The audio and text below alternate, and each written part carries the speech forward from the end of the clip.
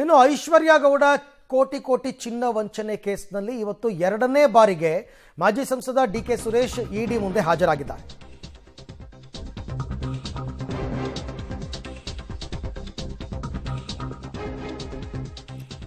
ಮಾಜಿ ಸಂಸದ ಡಿಕೆ ಸುರೇಶ್ಗೆ ಎರಡನೇ ಬಾರಿಗೆ ಇಡಿ ಗ್ರಿಲ್ ಇವತ್ತು ಮತ್ತೆ ವಿಚಾರಣೆಗೆ ಹಾಜರಾಗಿದ್ದಾರೆ. ಡಿಕೆ ಸುರೇಶ್ ಅಕ್ರಮ ಹಣ ವರ್ಗಾವಣೆಯಡಿ ಕೇಸ್ ದಾಖಲಿಸಿತ್ತು ಇಡಿ ವಿಚಾರಣೆಯಲ್ಲಿ ಡಿಕೆ ಸುರೇಶ್ ಹೆಸರನ್ನ ಐಶ್ವರ್ಯ ಬಾಯ್ಬಿಟ್ಟಿದ್ದು ಅಂದರೆ ಈಕೆ ವಂಚನೆ ಮಾಡಿದ್ದೆ ನಾನು ಡಿಕೆ ಸುರೇಶ್ ಸಹೋದರಿ ಅಂತ ಹೇಳ್ಕೊಂಡು.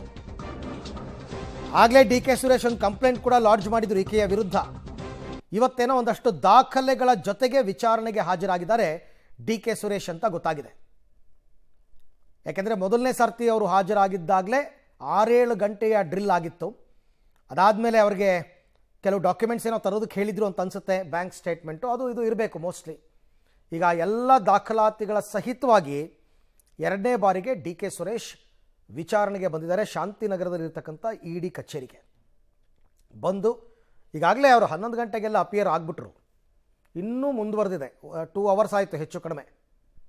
ಇನ್ನೂ ವಿಚಾರಣೆ ಅಂತಕ್ಕಂಥದ್ದು ಮುಂದುವರೆದಿದೆ. ಗೊತ್ತಿಲ್ಲ, ಇವತ್ತು 4-5 ಗಂಟೆ ಆಗಬಹುದು, ನೋಡೋಣ.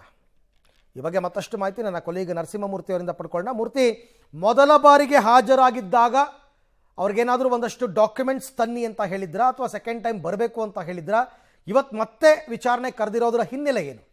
ಅರವಿಂದ್, ಐಶ್ವರ್ಯ ಗೌಡಳ ವಂಚನೆ ಪ್ರಕರಣ ಸಂಬಂಧ ಎರಡನೇ ಬಾರಿಗೆ ಇವತ್ತು ಮಾಜಿ ಸಂಸದ ಡಿಕೆ ಸುರೇಶ್ ಅವರನ್ನ ವಿಚಾರಣೆಗೆ ಇಡಿ ಅಧಿಕಾರಿಗಳು ಕರೆದಿದ್ದಾರೆ. ಕಳೆದ ಬಾರಿಯ ವಿಚಾರಣೆಯಲ್ಲಿ ನೋಟಿಸ್ ಕೊಟ್ಟು ಜುಲೈ 8ನೇ ತಾರೀಕಿಗೆ ಮತ್ತೆ ವಿಚಾರಣೆಗೆ ಹಾಜರಾಗಬೇಕು ಅನ್ನೋ ಹಿನ್ನೆಲೆಯಲ್ಲಿ ಸೂಚನೆಯನ್ನು ಕೊಟ್ಟಿದ್ದರು. ಹೀಗಾಗಿ ಇವತ್ತು ಕೆಲ ದಾಖಲಾತಿಗಳೊಂದಿಗೆ ವಿಚಾರಣೆಗೆ ಡಿಕೆ ಸುರೇಶ್ 11 ಗಂಟೆಗೆ ಹಾಜರಾಗಿದ್ದಾರೆ. ಪ್ರಮುಖವಾಗಿ ಇಲ್ಲಿ ಐಶ್ವರ್ಯ ಗೌಡ ಸಾಕಷ್ಟು ವಂಚನೆಯನ್ನು ಎಸಗಿದ್ಲು. ಅದರ ಆಧಾರದ ಮೇಲೆ ECIR ಅನ್ನು ದಾಖಲು ಮಾಡಿಕೊಂಡಿದ್ದಂತಹ ಇಡಿ ಅಕ್ರಮ ಹಣ ವರ್ಗಾವಣೆಯನ್ನು ಪತ್ತೆ ಮಾಡಿತ್ತು. ಕಳೆದ 3 ವರ್ಷಗಳಲ್ಲಿ ಐಶ್ವರ್ಯ ಗೌಡ ಸುಮಾರು 60 ಕೋಟಿಗೂ ಹೆಚ್ಚು ಬ್ಯಾಂಕ್ ಟ್ರಾನ್ಸಾಕ್ಷನ್ ಅನ್ನು ಹೊಂದಿದ್ಲು. ಆದರೆ ನಯಾ ಪೈಸೆ ಇನ್ಕಮ್ ಟ್ಯಾಕ್ಸ್ ಅನ್ನು ಕಟ್ಟಿರಲಿಲ್ಲ. ಹೀಗಾಗಿ ಇಲ್ಲಿ ಅಕ್ರಮದ ಹಣದ ಅರಿವು ನಡೆದಿದೆ ಅನ್ನೋ ಹಿನ್ನೆಲೆಯಲ್ಲಿ ಆಕೆಯನ್ನು ಬಂಧನ ಮಾಡಿ ವಿಚಾರಣೆಗೆ ಒಳಪಡಿಸಿದಂತಹ ಸಂದರ್ಭದಲ್ಲಿ ಡಿಕೆ ಸುರೇಶ್ ಹೆಸರನ್ನ ಹೇಳಿದ್ಲು. ಅದ್ರ ಜೊತೆಗೆ ಯಾರು ಈಕೆಯಿಂದ ಮೋಸ ಹೋಗಿದ್ರು ಅಂಥವರ ವಿಚಾರಣೆಯಲ್ಲಿ ಅಂಥವರ ಹೇಳಿಕೆಯಲ್ಲೂ ಸಹ ಡಿಕೆ ಸುರೇಶ್ ತಂಗಿ ಅಂತೇಳಿ ನಮಗೆ ಸಾಕಷ್ಟು ವಂಚನೆಯನ್ನು ಎಸಗಿದ್ದಾಳೆ ಅಂತೇಳಿ ಸಾಕಷ್ಟು ಸಂತ್ರಸ್ತರು, ಅನ್ಯಾಯಕ್ಕೆ ಒಳಗಾದವರು ಇಡಿ ಮುಂದೆ ಸ್ಟೇಟ್ಮೆಂಟ್ ಅನ್ನು ಸಹ ದಾಖಲು ಮಾಡಿದ್ರು.